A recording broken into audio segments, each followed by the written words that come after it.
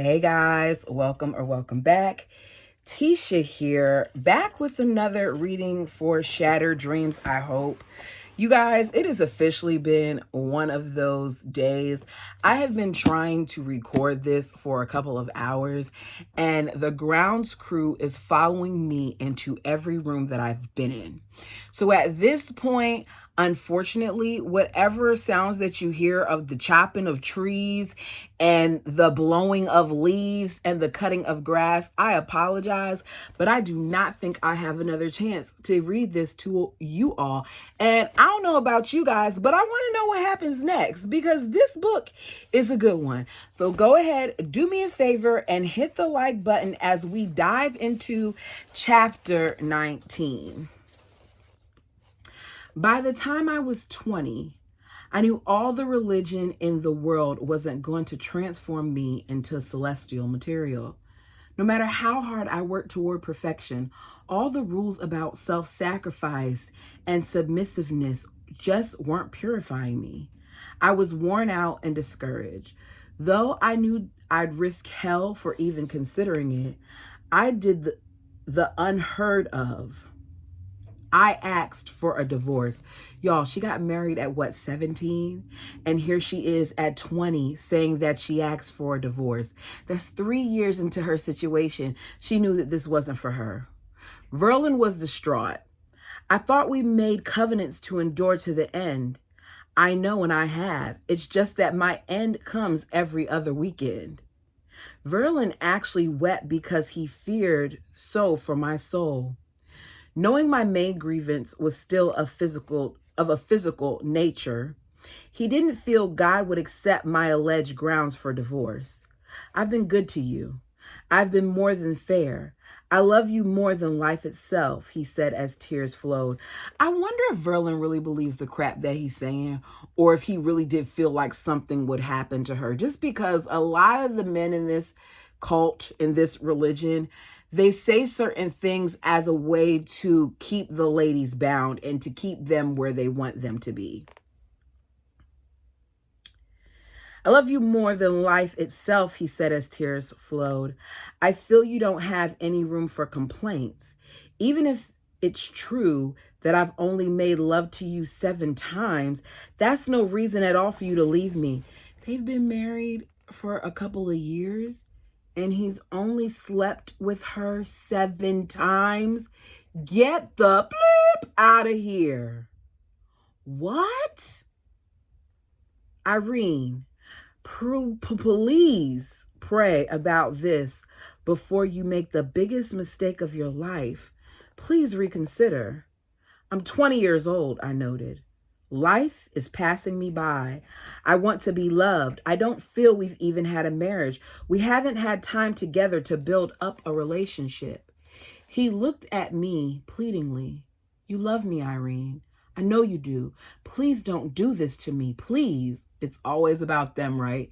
Forget how she's feeling, because what he feels matters more than what she's feeling.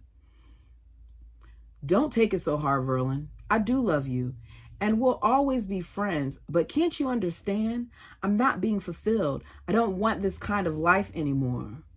Verlin went on a 5-day spiritual fast. He drank nothing but water, hoping to receive divine guidance concerning my rebellious spirit. He figured God was just testing him, but when I demanded he take me back home to my mother, he fell apart. Irene, this law of purity is God's law. I never made the rules. God did. I'm just trying to do his will. I cut in. Show me in black and white where God said it. Well, his servants said it, and that's the same thing. I really don't know where I can scripturally prove it to you, but I know my father taught and lived the law. Living the law was like torture to me. So you can't even show me where it says it. You're telling me about other people who said it, and I'm just supposed to go with it because it's what other people said. I know that a lot of doctrine has man all through it, and it's been altered and changed in translation and all those other things, but he can't even show her the little bit that she's asking for. It seemed to be designed for cruelty or punishment. completely unnatural. It went beyond self-sacrifice to the point of totally rejecting self. One time each month, during the very few months I was not pregnant or nursing, Verlin and I would have sexual relations. The rest of the time, I either had to sleep next to my husband without touching him or suffer alone, believing he was having sex next door with Lucy or Charlotte. These suspicions may have been as off base as theirs were if they were having them about Verlin and me, but I was still plagued by my conjectures. I often thought I would lose my mind. Finally, after endless arguments, Verlin began to soften just a little. We would ramp up our sex life on one condition. I know you can't find it, but if the scriptures allow sex for any purpose other than procreation, I'll accept it, he said. I fervently searched through everything I could get my hands on. Then I found it. Parley P. Pratt, an early apostle of the Mormon Church, wrote an important book titled A Key to the Science of Theology. And lo and behold, there before my eyes was a chapter on the union of the sexes. I marveled that a servant of God would stretch his mind so far. He listed not one, but 5 different reasons for which God allowed sexual intimacy. I was jubilant.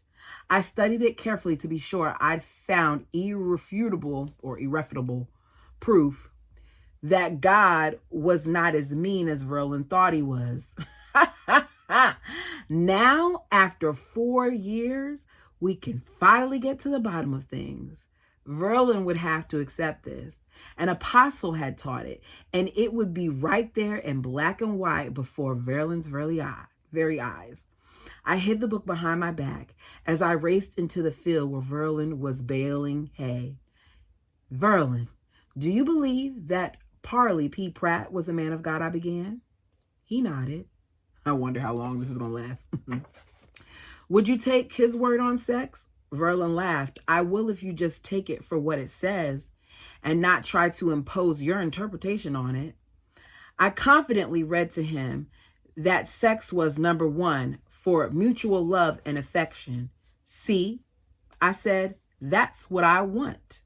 Number 2, sex is for procreation.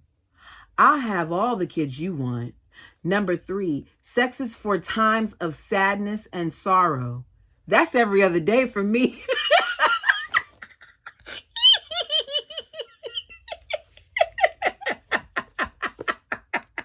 I like Irene because Irene is like, look, I'm going to tell you the truth about this situation here.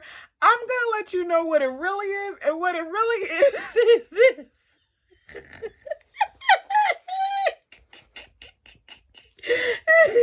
I hesitated. I knew I didn't have to read any further because I qualified in all 3 of the first 3 departments. Let me see that, he said, grabbing the book out of my hands. He read it over and over. I'll still have to study and pray about this. As good as his word, Verlin spent days in the mountains fasting and praying about it. Despite having been programmed for 27 years to believe God forbids sex except to procreate, Verlin finally agreed to take a step back from his legalism. To keep our marriage intact and to keep you happy, I'll give in, he said. But don't get too many big ideas and get carried away. What she's not thinking about is if he's going to do it more to her, he's going to do it more to the other ladies as well, too. It's not stopping here, but Irene, I like your spunk. On his next night at my house, Verlin said he still felt we were taking the lower road and possibly even offending God by giving in on this matter. He wanted it plainly understood. Furthermore, that if God ever got on our case about it, I have to tell God it was all my fault. So after 4 years of marriage and just a handful of purely procreative sexual encounters, we at last had a night of sex for its own sake, the sake of enjoyment. It had been about a year since Verlin's brother Joel proclaimed himself the long-awaited LeBaron prophet, called the One Mighty and Strong, who would initiate the great religious work in Mexico their father foretold. Alma, Ervil, and Florin accepted him as a prophet, but Verlin remained skeptical from time to time. During that year, Joel went on a pilgrimage throughout the western United States, teaching that Jesus would soon return on earth and destroy America. Everyone who wanted to save himself should flee to Mexico and take up with Joel and his new church. Well, it looks like that prophet was wrong because we live in America, some of us, and we see it's not destroyed. The Church of the Firstborn and the Fullness of Times. A few families were actually showing up. The LeBaron Ranch became the LeBaron Colony. Its official Spanish name became Colonia LeBaron. In the meantime, Verlin had begun working for his cousin's painting business in Nevada. He'd been gone for 2 or 3 months, then come home and spend a little time with us before heading back north to his job. His affection and attention became ever rarer and more treasured by his wives. He spent some extra time at the colony trying to get the farm back into shape. We hated to spend our money, but our tractor had broken down. So Verlin hired our neighbor, Grant, to come plow our fields, and I was asked to feed him. One morning, it was especially hot and windy. Poor Grant worked on in the inclement weather. I've been extra busy all morning as it was my turn to herd the cows in and go out of the green alfalfa field so they wouldn't bloat. I also had to feed 2 other hired hands, plus care for my little kids. Why is she the only one that has to feed them? Do the other wives not cook as well? Can they not take turns? I'm not understanding that part of it. I was so busy, I hardly had time to think. I ran into Grant walking toward my house. I was shocked to see his red hair so full of dust. On the other hand, his fair complexion was a bright red, and his lips, too. They were blistered and swollen from the relentless sun. "Excuse me," he said. "Is there any place where I can lay down and rest for a few minutes? I've got a terrible headache." "Sure," I said. "Just go in and lie on my bed and make yourself at home. I'll call you when lunch is ready." Ooh, I wonder if she's going to get in trouble. Let's see. I continued to rush around from one thing to another. I had to feed the kids early before the men came in to eat lunch. My baby wasn't feeling well. I packed him in one arm and bounced him while I worked. He finally went to sleep. I fed Donna and then put them in their room for a nap. It would still be a while for the men before they would come to lunch. I went into my bedroom to get something. To my pleasant surprise, did I skip something? Nope. Sorry. To my pleasant surprise, there was Verlin lying face down on the bed. I wasn't going to waste any time. We hadn't made love for days. Here he was, a perfect chance. I quickly locked the bedroom door, kicked my panties under the bed, and threw myself down beside him, slapping him on the butt and running my fingers through his hair. Oh, gosh. Y'all, remember how I said, did I miss something? Because how did she go from telling the guy to lie on, go ahead and lay down in the bed because he wasn't feeling well, to Verlin's home and he's surprisingly laying in the bed? She said she was so tired that things were slipping her mind. I don't think it's Verlin, y'all. So she slapped him on the butt, and running my fingers through his hair. "Hey, lover, wake up," I said in my sexy voice.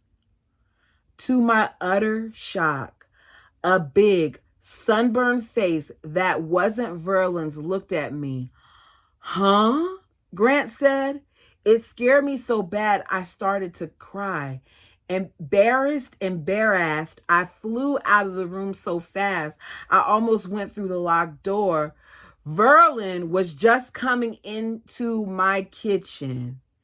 Seeing me straightening my skirt and noticing my horror and streaming tears, he explained, "What's the matter?"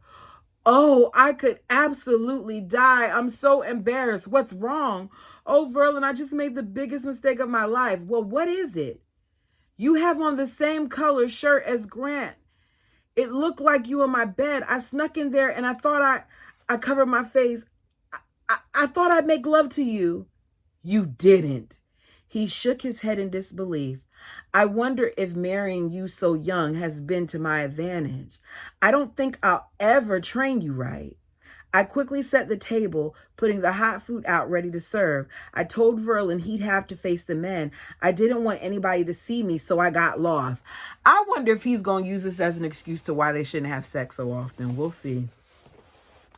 Later, Verlin demanded, as soon as you get the chance, make sure you apologize to Grant.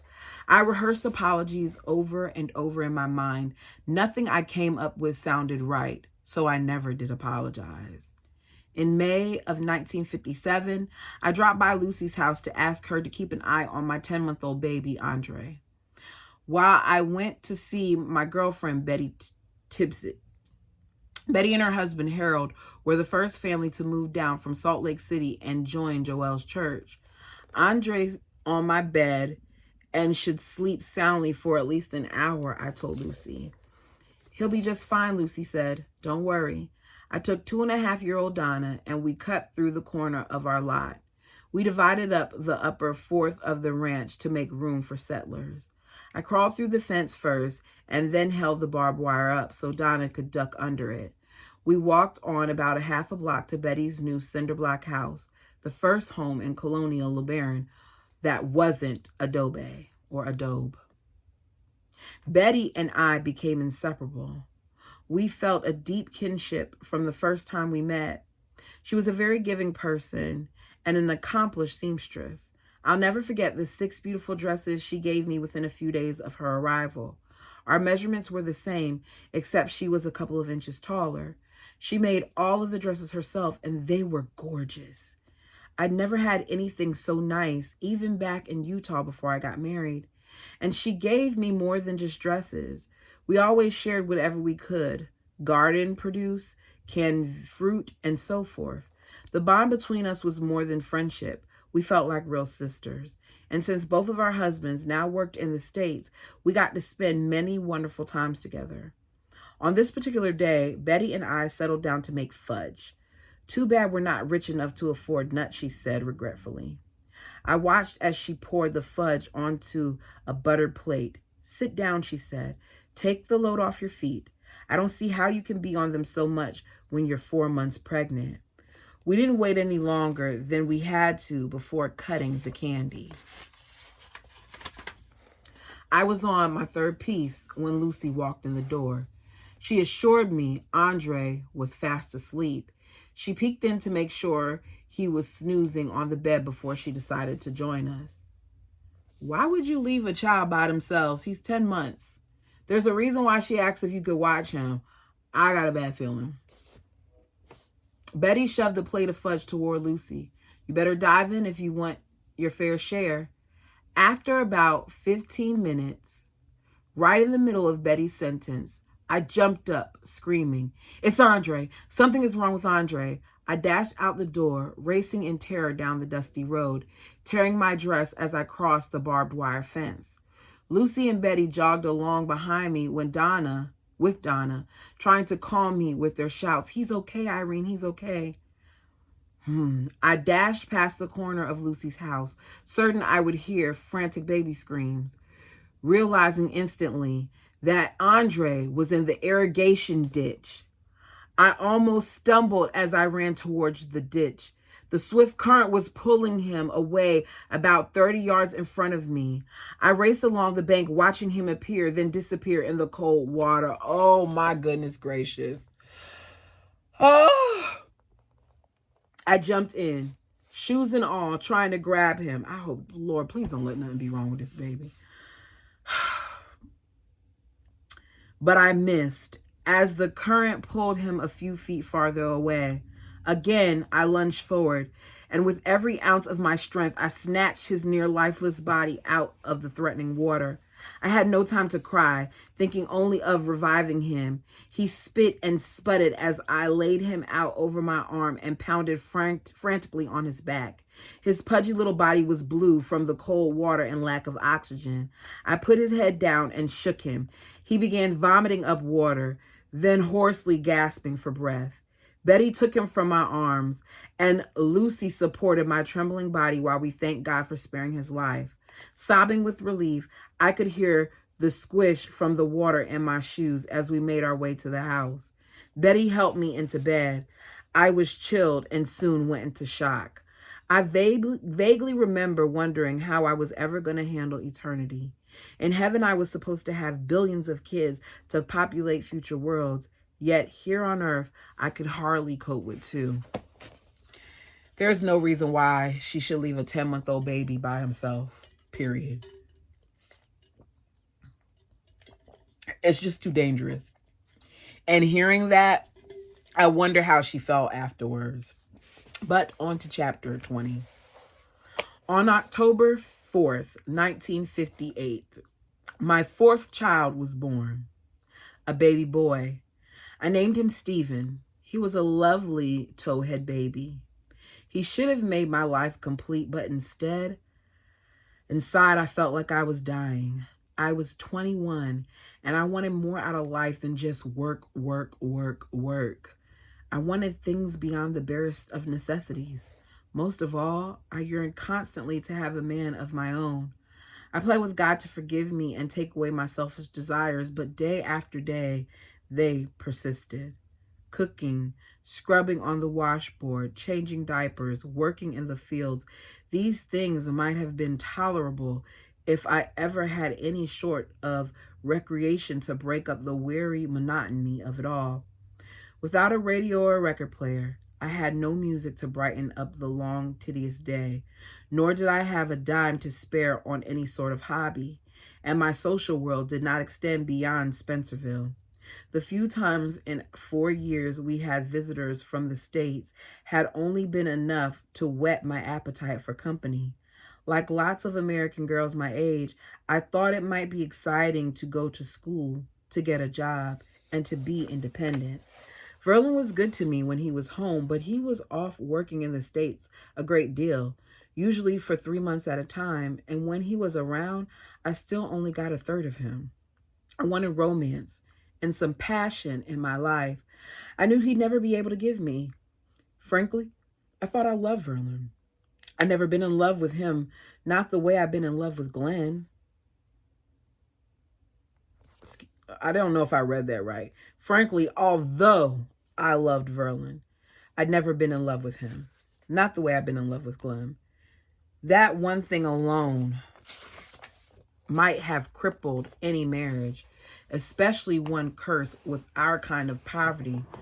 But of course, the poverty resulted from the polygamy, and the polygamy added immeasurably to my heartache and oppression. I still yearned for Glenn, but I thought I could even have been satisfied with Verlin if I could have only have had him all to myself. Sounds like she settled to me. God's plan just didn't seem to be the best one for me. I'd been promised that submission to his rules would be its own reward, that it would bring me a little joy, even in the here and now. But in reality, I was joyless, merely existing. My longing to be loved became an obsession. In November, when Stephen was 6 weeks old, Verlin employed a handsome 23-year-old Mexican as a hired hand. Orlenio was the man's name. He slept away from the house in a wooden shed by my fruit room. Verlin arranged for me to wash his clothes and feed him his 3 meals a day. It's always her, y'all. Why is it always her? Are the other wives feeding guys too? I'm just wondering. My husband was such an earnest and devout man. He never supposed any of his wives could be tempted into flagrant sin. Orlenio was different from any man I'd ever met. Not once did he allow me to carry the heavy 5-gallon buckets of water into the kitchen from the well. In other words, he's a gentleman. In other words, he believes in chivalry. In the evenings, when I went to the woodpile to fill my arms with firewood, Orlenio would rush over and grab the load himself, insisting that this was not a chore for a woman. After supper, he played with the kids. More often than not, when the new baby cried, he would be the one to bounce him. And when we finished eating, he would automatically clear the table up because he saw I was overworked. So he's giving her what you would see in a lot of marriages, which is a partnership. But in polygamy, that doesn't seem to be the case. These are all things that the women are expected to do because the men are out getting jobs that are providing money.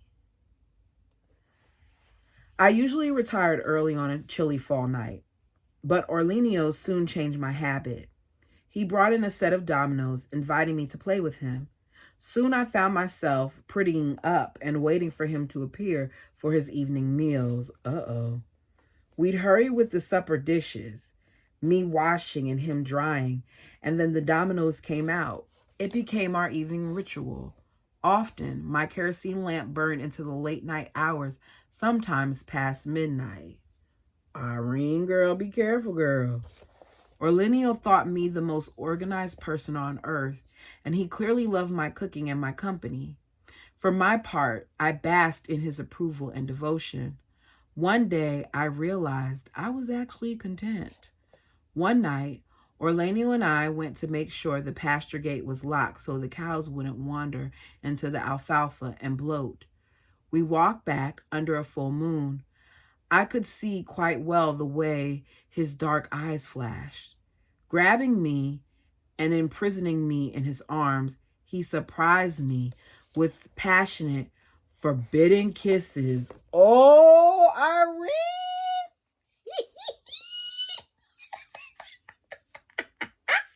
Irene, what are you doing, girl? You married, girl. Woo! I say I was surprised, but I've been waiting for this night with both thrill and trepidation. For over a month, I've been pleading with God to douse my own raging desire for Orlenio. Unless God intervened, I knew I would succumb to him when the time came. Well, the time came and God had not intervened. I felt so exhilarating being with Orlenio. He was incredibly sensual. The way his tongue explored my mouth when he kissed me was an entirely new sensation for me. Irene!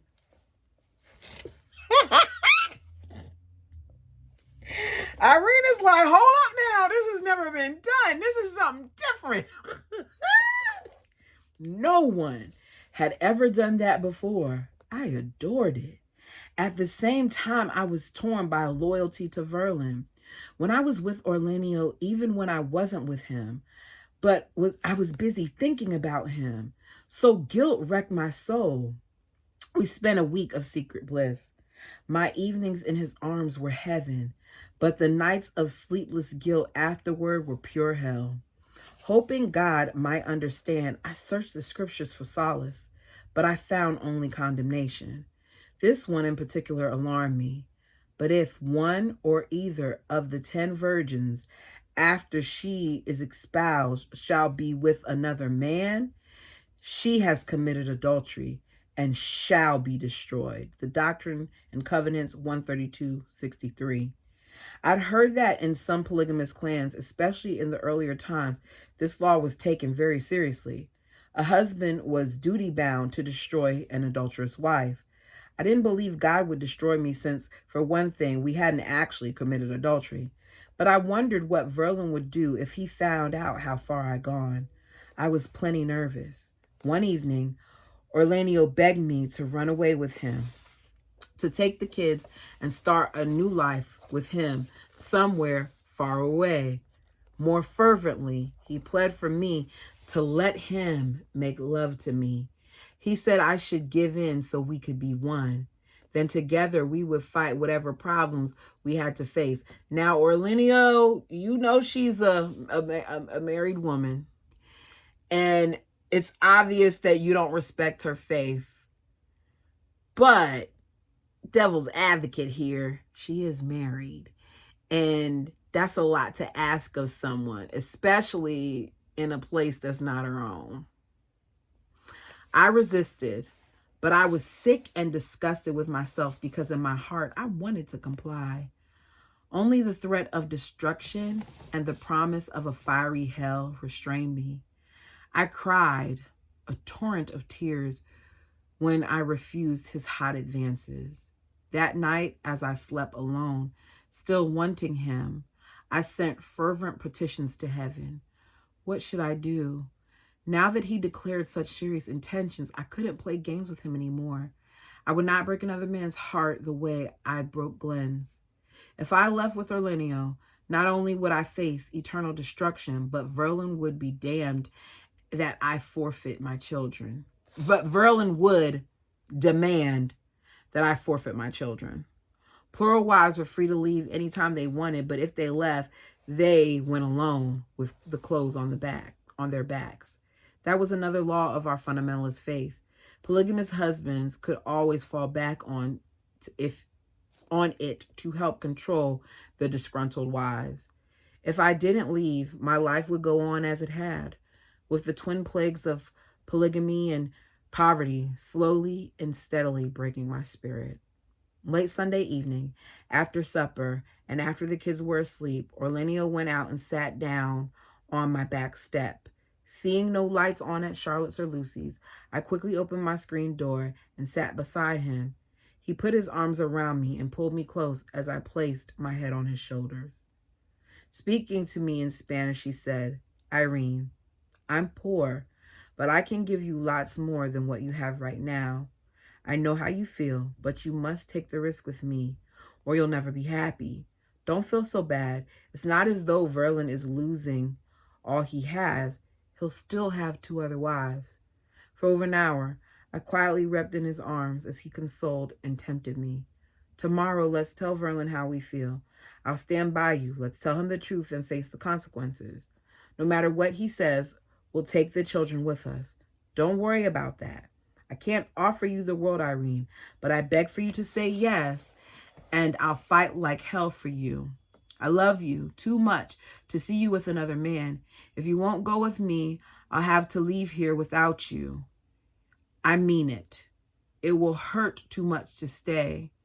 We thought only the moon was watching us as he passionately kissed me goodnight. Yeah, right. Y'all are being bold. Now, here's the thing. Who do we think caught her? Do we think it was a wife?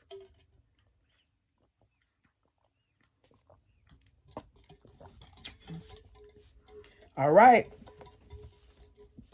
Verlin had returned from the States a couple of days before, and the next morning it was my turn to serve him breakfast. He took his usual place across from Orlenio, insisting on complete silence. He then blessed the food. I paid no attention to what he said. I wanted to hide from God. I imagined him watching me sit there between the 2 men that I loved. Couldn't God see my dilemma? One man had my promises, the other my heart. Later, when I returned from the well with 2 large pails of water, I noticed my neighbor, Mario, walking through the fields out to where Verlin and Orlenio were working. As I entered the house, a bolt of fear went through me. Setting the buckets on the counter, I peered out the window and saw Mario and Verlin crouched down with their heads together. Mario pointed his finger across the field at Orlenio, and I knew he was tattling on me. I just finished nursing Stephen, and I had laid him on my bed for a nap next to my other sleeping children. Without warning, Verlin burst into the house with Orlenio right behind him. The anguish on Orlenio's face told me we were in deep trouble. Verlin looked me dead into the eyes. He spoke to me in Spanish for Orlenio's benefit. "Tell me the truth." He shoved Orlenio toward me accusingly. "Did you kiss him?" I may have been a traitor, but I couldn't lie to him. "Yes, I did," I said defiantly. "But that's all we did." He could see the betrayal in my eyes. Why the hell did you do it? I stood in silent shame as Orlanio waited for me to defend him. Answer me now, Verlin thumbed. I brushed my fear aside. Maybe if I told the truth, Verlin would throw me out. I did it because I love him, I declared. When Orlanio started to explain, Verlin shoved him angrily, pushing him out the door, commanding him to go pack his belongings. He'd pay him, but he wanted him on the bus that night. He was to stay away from me and never enter any of Verlin's homes again. Perhaps wanting to cool off before he did something he regret, Verlin then stormed back out to the field. Orlanio reluctantly obeyed Verlin, but I didn't. While he was packing, I went and knocked on the door of his sleeping quarters. He was shocked to find me there. He seemed afraid, but he let me in and enveloped me in his arms. You know what's crazy? This seems to be a thing. If you watch Sister Wives, we can feel how we want to feel about Mary, right? But it's clear that these women are so desperate for love that they'll seek it out in other ways. Not to say she doesn't love Orlanio, but it's to say, like, what do you expect when she's not getting it from you? It's okay for these guys to sit there and have all these wives, but these women are expected to only deal with them while they get to deal with all these women, and it's not an issue. It's a double standard. Dismayed, he said, "Please, Irene, come with me now. Here's your chance for freedom." "I can't," I sobbed. "I'm afraid I'd crack up from guilt. You don't understand our religion. I'd go to hell for sure if I gave everything up for a Catholic." I pulled away before he could kiss me again. I handed him my leather-tooled wallet as a goodbye gift. He opened it and saw my recent photo inside. "Look at me once in a while," I said, opening the door to leave. "Please don't forgive me." "I don't intend to forgive you. I'll get a job somewhere. I'll send for you." Crying, I turned my back. "It'll never work out. Orlanio, my religion has to come first." He whirled me around to face him again. "I love you. Don't you understand?" He said desperately, "I'll write to you. We'll keep in touch. I know in a few days you'll change your mind." Hungrily, he threw me against the wooden wall and pinned his body firmly against mine. I felt his hardness as his burning kisses aroused my own yearnings. He almost brought me to the point of surrender, but terror stopped me. I had never come this close to giving in. I felt I was teetering on the brink of hell. Fearing what Verlin would do if he found us there in open defiance, I jerked away, but sure to answer my letters. He called softly as I turned to go. "I'll never give up, Irene." Irene really has been doing a number on these men. This is some stuff, y'all. This book is good, but this is some stuff. I hurried back to the house before Verlin could discover I disobeyed him yet again. Wanting so badly to change my mind, to pack up my children and flee with Orlanio, I settled for a last peek at him through my window as Verlin hurried him away. He told me later that he bought Orlanio a one-way ticket to Chihuahua and made sure he got on a bus. Alone again, I suffered a dozen conflicting emotions. I tried to block it all from my mind to erase the temptation. The next minute, I thought how thrilled I'd be to get one of Orlanio's promise letters. I vowed to obey God and Verlin better than I'd ever had before, to work extra hard for the joy and peace I'd been told would come. On the other hand, maybe I could still find a way to justify my love for Orlanio and eventually get up the courage to go to him. I acted on none of this.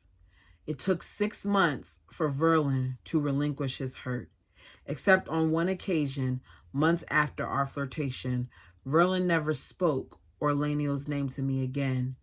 In a moment of anger, trying to hurt me as I'd hurt him, Verlin confessed to me that he'd intercepted and read with disgust, then destroyed 3 of Erlenio's adulterous letters. If I was to have any hope at all of being satisfied with my husband, or at least sticking it out with him, I was going to have to quit comparing him to other men. This meant closing my mind and heart to something I'd long hidden there and I'd often gone back to for